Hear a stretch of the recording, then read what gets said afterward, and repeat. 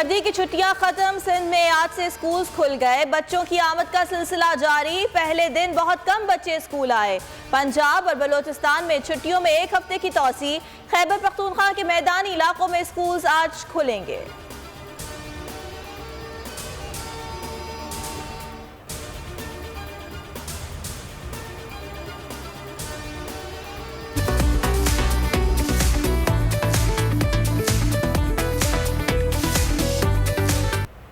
मुल्क भर में सर्दी की शिद्दत बरकरार। पहाड़ों पर बर्फबारी, कहीं हल्की बारिश। गिलगित बल्तिस्तान, चित्राल, मालाकंड, लिपा और कोयटा में पानी नुक्ते इंजमात से नीचे तेजी से गिरने लगा। कराची में रातें सर्द होने लगी। दर्जा हरारत 12 डिग्री तक पहुंच गया।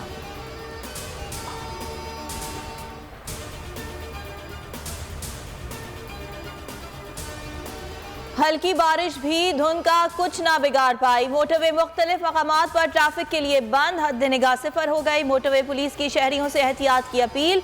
बिला ज़रूरत सफ़र ना करें। फॉग लाइट्स का लाजमी इस्तेमाल करें। तेज़ रफ्तारी से परहेज और अगली गाड़ी से फासला बरकरार रखें।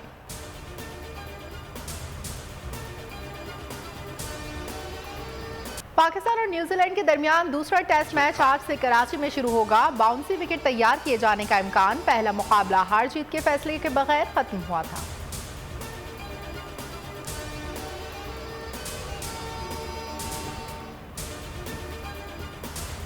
कौमी टीम का इंतखाब। विकेट्स पर उबूरी सिलेक्शन कमेटी और टीम मैनेजमेंट में मुकम्मल इत्तिफाक। शाहिद आफरीदी कहते हैं क्रिकेट की बेहतरी के लिए सपोर्टिंग विकेट जरूरी है।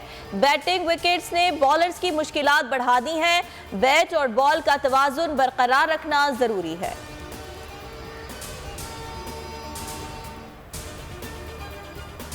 शहबाज सरकार के आने के बाद दहशतगर्दी के वाकयात में इजाफा। कौमी सलामती कमेटी का इजलास आज फिर होगा। दहशतगर्दी के खात्मे की प्लानिंग पर गुफ्तगू होगी। मुल्की सलामती के मामलात ज़ेर गौर आएंगे।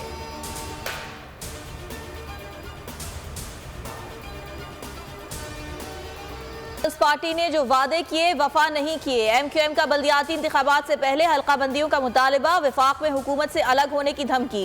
राब्ता कमेटी का तशवीश का इजहार। कारकुनान से मशवरे के लिए जनरल वर्कर्स का इजलास बुला लिया। खालिद मकबूल ने कहा वजीर आजम बताएं वो अपने वादे पर कायम है या नहीं।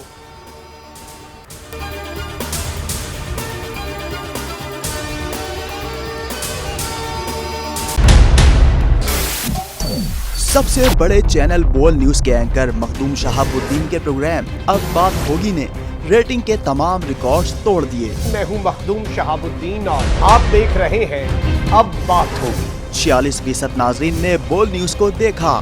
सोशल मीडिया पर भी सबने ज्यादा देखा। सब्सक्राइब करें और बेल दबाएं ताकि कोई खबर रह न जाए।